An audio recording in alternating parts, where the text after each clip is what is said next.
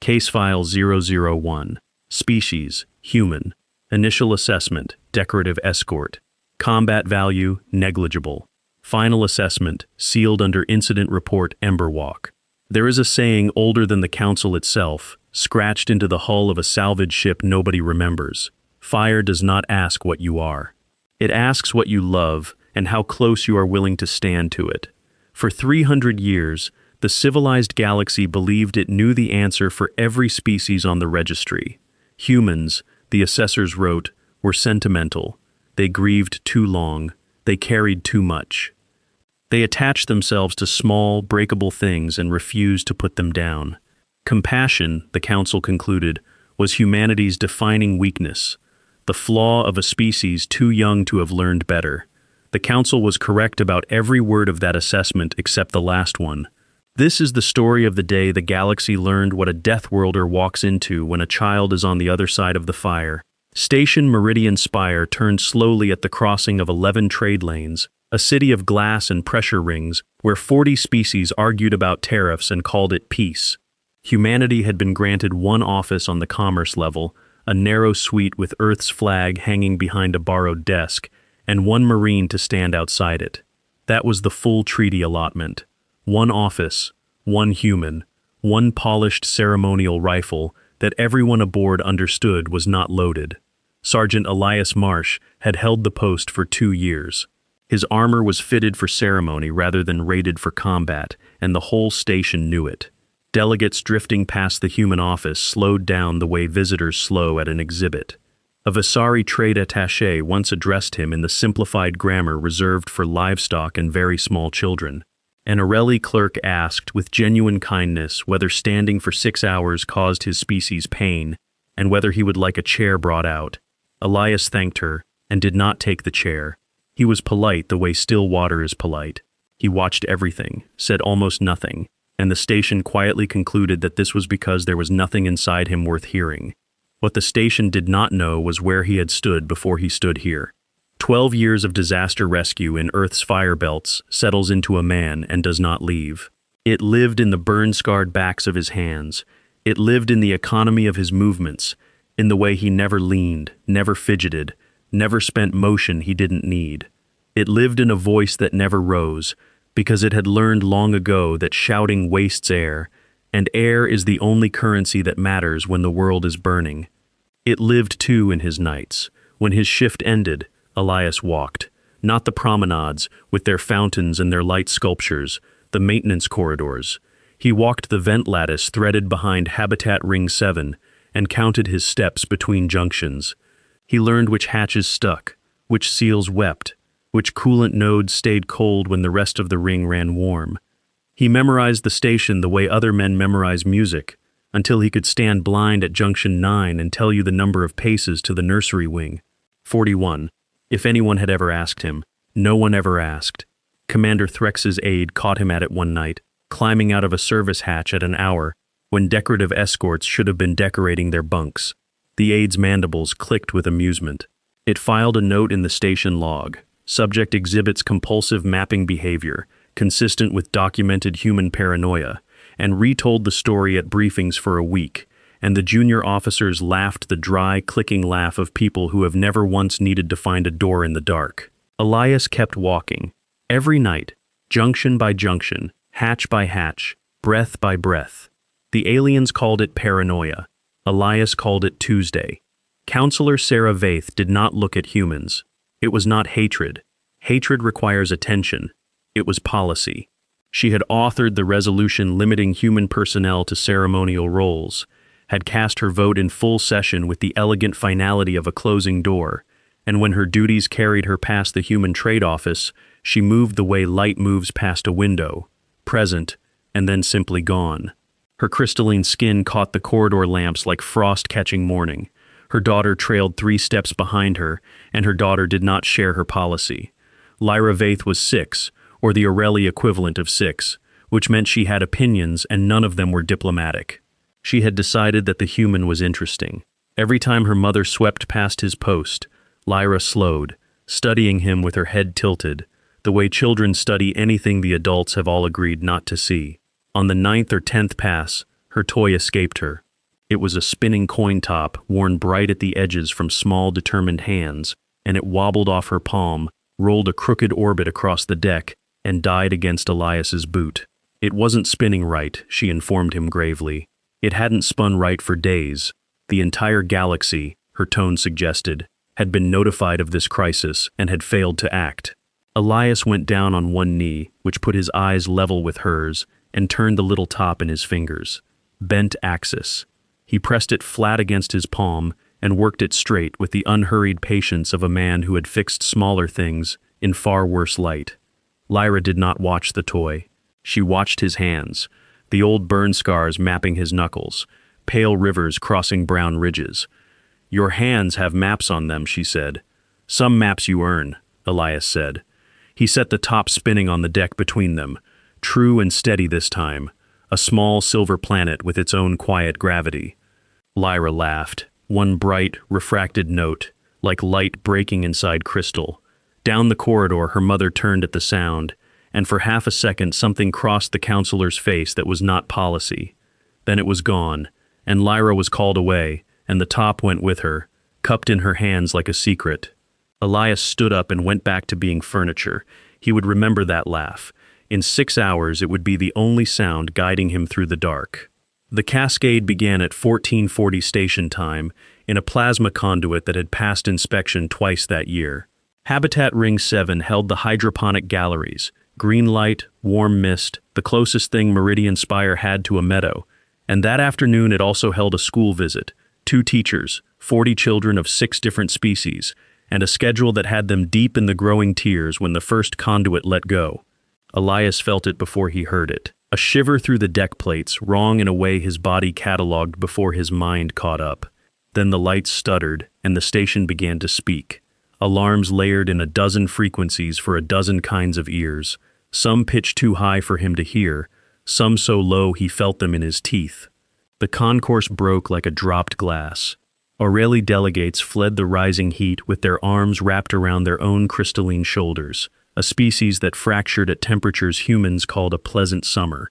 A Visari merchant abandoned his stall whole, awnings still unfurling. Somebody's cargo drone circled overhead, orphaned, politely repeating its docking request to no one at all. Elias moved against all of it. He did not run. Running starts stampedes. He walked fast and level through the crush, one hand out, turning panicked bodies toward the exits with a pressure at the shoulder here, a word at the ear there, and his voice had gone quiet and short, the way it always did when the world got loud. "This way. You're all right. Keep left. Keep moving." Behind him, somewhere deep in Ring 7, something structural gave way, with a sound like the station clearing its throat. The junction display told him what the alarms would not. Thermal bloom in the growing tiers, conduit cascade spreading, coolant lines failing in sequence, one amber warning at a time, and a cluster of life signs, small ones, gathered in a tight knot 2 sections past the bloom, exactly where a school schedule said they would be. He reached the ring junction in time to see the far corridor breathing smoke, orange light pulsing through the haze like something alive, and figures moving inside it, small figures, herded close by a single taller one, still 100 meters from safety and slowing. Overhead, the station's voice changed registers. "Protocol containment," it announced, calmly, in every language at once. "Ring isolation commencing." Then the blast doors began to close, with the children still on the wrong side. On the command deck, Counselor Sarah Vaith watched her world reduce to a schematic. Ring 7 glowed amber on the master display, and inside the amber, a cluster of marks, 41 of them. The station tallied its trapped in a cool, even typeface. One of those marks was 6 years old, and had left that morning holding her teacher's hand, and had pressed her toy coin top into her mother's palm on the way out the door. "Keep it spinning for me." Sarah had pocketed it the way one pockets small ceremonies, without looking. Now she gripped it so hard its worn edge printed her palm, and she could not have explained to a single soul on that deck why opening her hand felt like letting her daughter fall. Commander Threx stood at the center of the deck like a column of black chitin, and he did what he had been built and bred and promoted to do. He recited, "Conduit cascade in Ring 7. Probability of spread to adjacent rings if bulkheads remain open, 83%. Station population, 212,000. His forelimbs moved across the console with terrible fluency. Protocol is explicit. Seal the ring. Projected loss, 41 civilians. Classification, acceptable. Commander. Sarah heard her own voice arrive in its trained diplomatic cadence, level and cool, and hated it. Rescue options. Enumerate them. There are none. Corridor temperatures already exceed survivable thresholds for every species aboard this station. A pause, brief as a stamp falling. I have children too, counselor. I also have 212,000 other people. She is 6 years old. The cadence cracked straight through the middle. Threx, she is 6. Grief is not a variable, counselor. You voted for this protocol yourself. 5th session, unanimous. And Sarah Vaeth, who had an answer ready for every government in 11 trade lanes, had no answer for that. The coin top bit deeper into her hand. Around her, officers lowered their eyes and worked their consoles and let the protocol be the one who had decided it. By the deck's rear door, where he had come to report and been forgotten, the human stood in silence. He had not spoken since the alarms began. Later, replaying that hour for the rest of her life, Sarah would understand what she had witnessed. The deck growing louder while the human grew calmer, his breathing slowing, his stillness deepening, like water settling before it freezes. He studied the schematic once. His eyes traveled from the amber ring to the thin gray tracery threaded behind it, the maintenance lattice, the corridors no one thought about, and something in his face quietly closed a question. Elias Marsh unclipped his ceremonial badge, set it on the console, and walked toward the fire. The maintenance spine of Ring 7 began behind a hatch stenciled with warnings in 4 languages, all of them variations on the word no. Elias reached it 90 seconds after leaving the command deck, moving at that same level, unhurried pace that ate distance without ever once looking like running. He stripped the ceremonial plate from his shoulders as he walked, and let it fall where it wanted. At the equipment alcove beside the hatch, he pulled down a maintenance environment suit, rated for coolant work, for vacuum patches, for the kind of heat a sensible engineer endures for minutes and then leaves. He checked its seals the way a man checks an old friend's pulse, fast, thorough, without ceremony. The command deck found him there through the corridor speakers, 3 voices at once, ordering him by rank, by treaty article, by name. He keyed the override with one hand and pulled the suit's gloves on with the other, working the stiff material down over the old scar ridges, finger by finger, like a man putting on his own history. The corridor around him was still coughing out the last of the evacuees, and the strange thing several of them would later describe was that the fleeing crowd parted around the human without being asked, quieting as they passed him, as though some older instinct recognized the sight of a creature walking calmly in the wrong direction. A Visari security detail caught up to him while the override cycled. The lead officer's mandibles were spread wide, the Visari picture of alarm, and his voice came out at parade volume. Corridor temperatures are past 90 degrees and climbing. Do you understand what I am telling you? 90. Nothing survives a 90-degree corridor. Nothing on this station. Nothing on any registry. Nothing. Where I was born, Elias said. We called that August. The officer's mandibles stopped moving. Elias lifted the helmet and paused with it against his chest, and when he spoke again, his voice had dropped further, gone smaller and slower, as if the fire on the other side of that hatch were a sleeping thing he preferred not to wake. You're going to want to argue with me. Don't spend the air. Tell the command deck 3 things. The children come out through the cold spine, junction 9, coolant node 4. Keep this channel clear, and keep the doors sealed behind me, whatever they hear. That suit is rated for half of what's in there. Then I'll be quick. He put the helmet on. The seals sang their small ascending note. The override finished its argument with the station's better judgment, and the hatch swung open on a wall of shimmering air that bent the corridor lights like water, and the heat that rolled out of it made the Visari officers stagger back 3 full steps with their arms across their faces. Elias Marsh stepped through it the way other men step out of the rain. The hatch sealed behind him. On every screen in the command deck, his vital signs began to climb, and did not stop. Inside there was no light worth the name. The smoke had killed the corridor strips, and what glow remained came from the wrong places. Seams in the deck, joints in the walls, a dull orange bleeding through the haze like the station had veins and all of them were open. The suit's faceplate fogged, cleared, fogged. Useless. Elias closed his eyes, and the map was there, behind them, where he had put it, one night at a time, for 2 years. Junction 9 was 11 paces ahead, and one ladder down. He walked it blind, counting, his gloved hand trailing the rail he knew would be there. Around him, the station spoke in its true voice, the one under the alarms, the tick and ping of metal deciding what shape to be, the long groan of a ring carrying heat it was never built to hold. His mouth tasted of copper. His breath inside the helmet was the loudest thing in the world, and he made it slower and slower, spending each one like it had to be signed for. 14 paces. Hatch on the left, sticks at the half. He leaned it open with his shoulder. Somewhere behind him, a pressure seal failed with a sound like a struck bell, one clean note rolling down the lattice, and he logged it, placed it on the map, kept walking. The heat came through the suit now, through the half-rated lining, pressing on his chest like a patient hand. He catalogued it the way he'd been trained to a lifetime ago. What skin can hold, what lungs can hold, how long, how far. He knew those numbers the way no one should. He wore the receipts on the backs of both hands. In his hip pocket under the suit, a small weight rode against his thigh.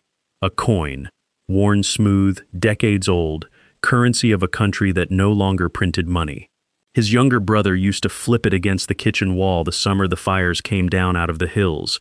The summer Elias, 17 and fast, had carried 3 neighbors out of the smoke and still not been fast enough to go back for the 4th person. The small one, the one who mattered most. He had carried the coin for 20 years. He had never once called it a memorial. He called it a reminder of the pace a fire keeps. Voices, small ones, left, past the coolant shunt, exactly where the cold spine bent. He found them in the elbow of the corridor, 9 children pressed into the seam where 2 bulkheads met, and over them, arms spread wide, a young Aureli teacher whose crystalline skin had gone cloudy with stress fractures, fine as frost, holding her body between her students and the glow. She was singing to them. Her voice was almost gone. She was still singing. Elias knelt and made his voice the quietest thing in that burning ring. Good work. My turn. He counted them twice, touch by touch, small heads under his scarred hand. 9. The teacher's eyes met his, and her song stopped, and her face broke, because she could count too.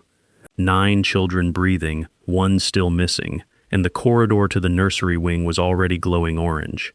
On the command deck, the numbers had become impossible, so Commander Threx declared them broken. Recalibrate the biosensor feed. His forelimbs struck the console. Core temperature and cardiac output at those values. No. The array is heat damaged. No organism sustains that. Recalibrate. A technician recalibrated. The numbers came back the same, and climbing, and moving, deeper into the ring, junction by junction, in a straight, deliberate line. It was the station's junior medic who finally spoke, and Aureli barely passed her certifications, her voice small in the enormous quiet. The array is fine, Commander. She pulled Earth's registry file to the main display with 2 hesitant fingers. You've never read past the first page. Nobody does. Look at it. The gravity never stops pulling. The summers kill, the winters kill, the oceans, the storms, the plagues. The file lists 900 distinct ways that world tries to end its own children, and this is the species that happened anyway. They cool themselves by bleeding water through their skin, and they just keep walking. Endurance predators. That's the term the first contact team used, and we all laughed at it. She looked up at the vital signs, the heart rate holding its terrible climbing rhythm like a drum refusing a ceasefire. The sensors aren't malfunctioning, Commander. That is simply what one of them looks like when it decides. No one recalibrated anything after that. Threx stood very still. Twice his forelimbs rose toward the console, toward some protocol that would restore the universe to a shape he recognized, and twice they lowered again, finding nothing in 11 volumes of regulation that covered this. The green line climbed. The feed had leaked by then, the way feeds do, and across Meridian Spire 212,000 beings stopped mid-stride at every public screen, dock crews with their loaders idling, a Visari merchant still holding the cargo strap he'd forgotten to pull. On the promenade, a hatchling asked its parent what the green line was, and the parent, a customs clerk who had signed the human restriction petition twice, heard itself answer, That's the human. The one from the little office. Hush now, watch. Sarah Vaith stood at the master display and did not know she was pressing Lyra's coin top against her sternum with both hands, hard, the way the devout of a dozen worlds hold their relics. Some part of her had constructed a bargain out of it, primitive and absolute, beneath every language she spoke. As long as the toy stayed warm in her hands, the hands that had fixed it would stay moving. An aide offered her a chair. She did not hear it. The junior medic came to stand beside her, uninvited, and together, counselor and clerk, they watched the same green line. For the first time in 300 years, the command deck of Meridian Spire was silent, watching a single human heartbeat refuse to fall. Coolant Node 4 was a pocket of yesterday's temperature in the middle of the burn, a squat chamber wrapped around cold exchange lines, and Elias had known it would still be cold because he had pressed his palm to its housing 100 nights running, while the aide's report called it paranoia. He brought them in low, 9 children and the fractured teacher, and sealed the node's service door, and for the first time in 20 minutes the air stopped fighting them. The children's breathing was fast and wrong, a flutter of 6 species panic. So he sat down among them, unhurried, as if this were a place people sat, and let them hear his breath through the helmet speaker. Slow, slower, in for 4, out for 6. Everyone breathes with me, he said, barely above the hum of the coolant lines. That's the whole job. I'll handle the rest of it. They breathed with him. Children calibrate to the calmest thing in the room, and he had made sure it was him. A Visari hatchling's panicked clicking slowed to match his count. An Aureli boy with frost lines of fear across his small shoulders uncurled, one careful joint at a time. The littlest one, a species Elias couldn't name, crawled into the space against his knee and simply stayed there, and he let her and kept counting. He keyed the channel. Static chewed at it, but it held. Command, Marsh, 9 students, 1 teacher, Coolant Node 4, Junction 9. Cold spine is intact and walkable for rated suits. I'm sending the route markers now. There are other pockets on your schematic. The spine reaches most of them. Send your teams down it. Node hatches unlock from your board. A burst of voices tried to answer him all at once. He talked under them, not over. One more thing. Counselor Vaith's daughter is not with this group. Teacher says the smoke split them at the nursery tier. I'm going back for her. He showed the teacher how to keep them. Low, together, counting breaths out loud, her voice on the numbers whether it cracked or not. It's not about the numbers, he told her. It's about them hearing that a grown voice is still willing to count. He put the smallest child's hand into her cloudy one and folded her fractured fingers closed around it. Then he stood, and the heat took hold of him again at the door like a debt collector who had waited. The nursery tier lay past the wound of the fire, through sections his map showed and his suit did not love, and he had exactly one advantage left. He knew what she sounded like. In all that roaring dark there was one bright, refracted note, like light breaking inside crystal, that he had heard once outside a trade office and filed away without knowing why. He walked back into the smoke listening for it, spending his breath in careful coins, calling her name low and level at every junction, and going quiet after each one to listen. The channel spat static. His suit began reciting its objections, and he turned the voice alerts off. Somewhere above, the ring groaned its long vowel, and the groan did not stop this time, and Elias Marsh looked up into the dark and started to run. Then the ceiling of Ring 7 came down, and every channel went dead. The silence had a texture. Sarah would remember that. Not absence. Texture, like wool packed into the mouth of the world. The collapse had taken the relay trunk with it, and so it had taken everything, his channel, his suit telemetry, the green line itself. The main display held the last recorded heartbeat frozen mid-climb, a number with no next number, and 212,000 beings station-wide stood staring at it, unwilling to be the first to look away. 1 minute of dead air. The rescue teams reported in from the cold spine, following the route the human had thrown them like a rope. Node 4 reached, 9 children and a teacher alive and breathing in ranked, careful unison, other pockets answering their knocks one by one, gallery workers, a maintenance crew, a groundskeeper who had sealed himself in a seed vault. The deck should have cheered. The deck watched the flatline channel instead. 2 minutes. The schematic redrew Ring 7 with a black wound through its center where the ceiling had folded. The nursery tier sat on the far side of the wound. So did the last small mark, and the larger one that had been walking toward it. The lead rescue officer requested permission to cross the collapse zone, and Thermal told him what his suit rating already knew, and the request died in his throat, and he stood at the edge of the wound with his team and could not follow where the human had gone. No one on the registry could. That had been true the whole time. The deck was only now understanding what it meant. 4 minutes. Commander Threx straightened, and his forelimbs moved, because motion was the only prayer his people had ever trusted, and he opened Form of Regret 7C. Standardized. Pre-approved phrasing in 11 languages, drafted by a committee that had never smelled smoke. His stylus filled the fields with terrible fluency: incident code, ring designation, time index, next of kin notification pathway, and Sarah watched the cursor arrive at the line she had voted into existence in some other lifetime: 5th session, unanimous, a line she had once praised aloud for its administrative clarity. Casualty designation, pending. She thought of a green line climbing. She thought of scarred hands turning a bent axis straight. She thought, the form has a field for how they died, and no field at all for what they died doing, and she understood, in the cold, clean way one understands a verdict, that she had helped write a government that could process a loss but could not recognize a gift. She crossed the deck and took the stylus out of his claw. She did it gently. That was the strange part, she thought later, how gently it happened, like relieving a tired soldier of his rifle. Threx did not resist. His forelimbs simply stopped, and stayed stopped, and something behind his fixed black eyes looked almost grateful to be disarmed. The form asked for the casualty's designation. Sarah wrote one word: wait. 6 minutes and 40 seconds after the ceiling came down, the inner bulkhead of the collapse zone began to cycle. It was not supposed to. The command deck had marked that door offline, buried under structural debris, sealed by its own safety logic against the furnace behind it. But the wheel turned anyway, a quarter turn at a time, from the inside, in the patient jerks of something being forced by hand, and the whole deck rose to its feet at once, 40 species standing without deciding to, and the promenade screens filled with 212,000 held breaths. The door gave. Smoke poured out ahead of him, a gray tide rolling across the corridor floor, and out of the middle of it walked a shape that the sensors had insisted for 10 minutes was no longer alive.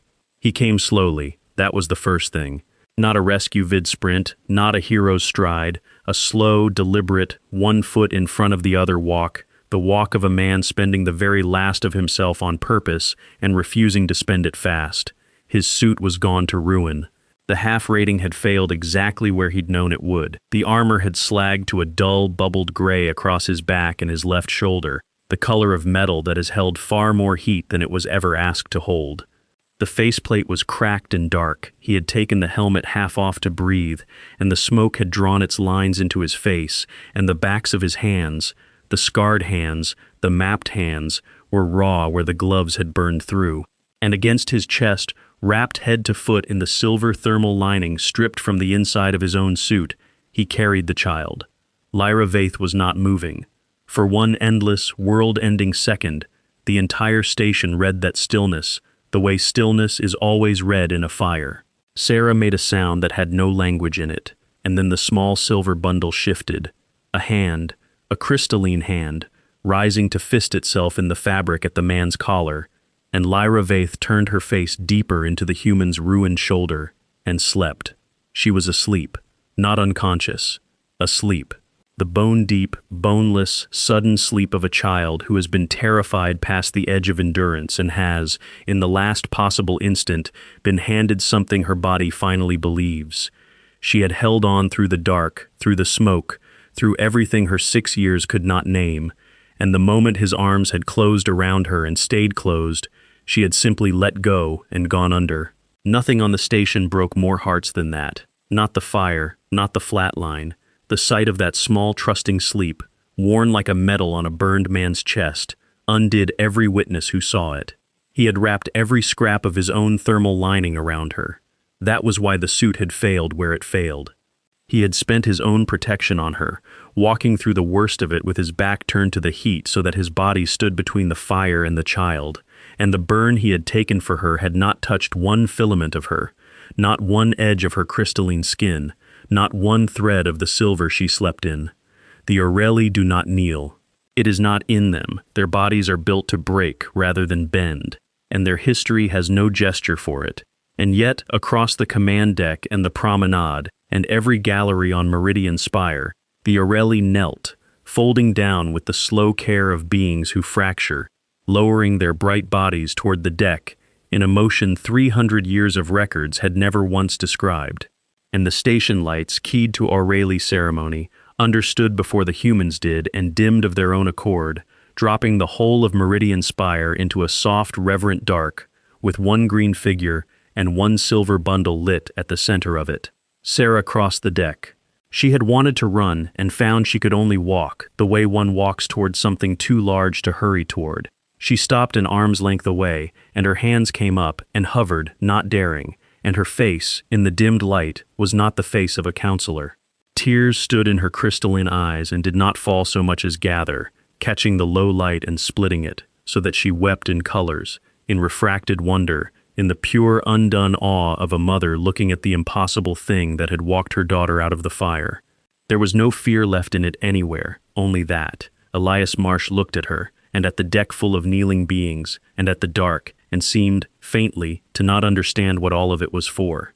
He shifted the sleeping child a careful degree away from his burned shoulder, so that nothing would jostle her. And when he spoke, his voice was the quietest thing it had been all day, worn down to almost nothing, and it carried to every corner of the silent station. "She's asleep," he said. "Try not to wake her." From that hour forward, in 11 trade lanes and 40 tongues, the most feared word in the galaxy would no longer be Death Worlder. It would be whatever came next. They took Lyra from him only when he allowed it, and he allowed it only into her mother's arms, and only after he had shown Sarah, wordlessly, how the child's head wanted to be supported. Then, with his hands finally empty, Elias Marsh sat down on the deck of the command center because his body had run out of reasons to keep standing, and let the medics come. Commander Threx did not come.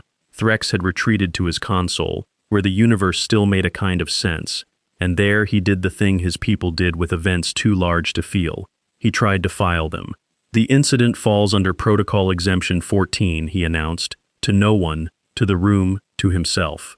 His stylus moved across the form of regret, converting it, field by field, into a form of commendation with reservation. Unauthorized entry into a sealed containment zone. The outcome was favorable. However, the procedural violations must be recorded alongside the recognition.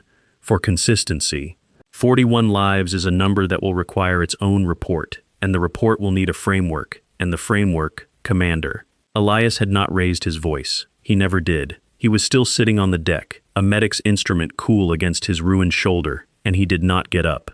He simply spoke, and Threx stopped, because the whole station had learned in the last 10 minutes to stop when the human spoke. "You did the math right," Elias said. "There was no cruelty in it. If anything, there was something close to gentleness, the gentleness of a man too tired for anything else. 83%, 212,041 acceptable. The arithmetic was perfect.